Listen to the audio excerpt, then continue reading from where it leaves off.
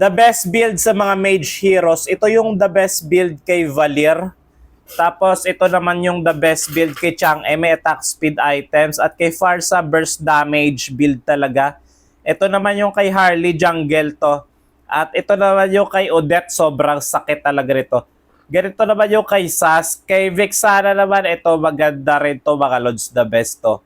At ito naman yung kay Aurora, wasak talaga yung kaulaban dito. Ito naman kay Cyclops mga lods. Ito naman yung kay Kiwi. At ito naman yung kay Bane, tatlo Holy Crystal mga lods. Tapos ito naman yung kay Nara.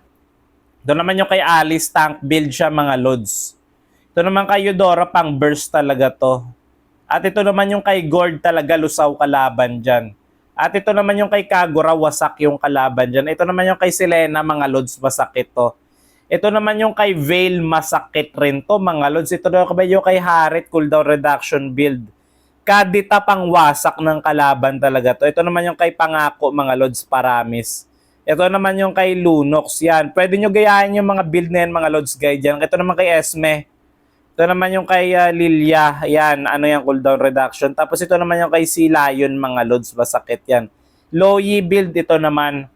At yung kay Eve, ito naman yung build niya mga lods. Ito naman yung kay Valentina. Ito naman yung kay Xavier mga lods, masakit yan. Ito rin naman yung kay Novaria, ang sakit rin yan. Ito naman yung kay Susin, medyo makunat siya dito. Ito naman yung kay Setchan mga lods. I-share nyo to sa mga kakilala nyong mage user para mas may matutunan silang bago mga lods. Follow nyo na rin ako para sa mga ganitong klaseng content pa.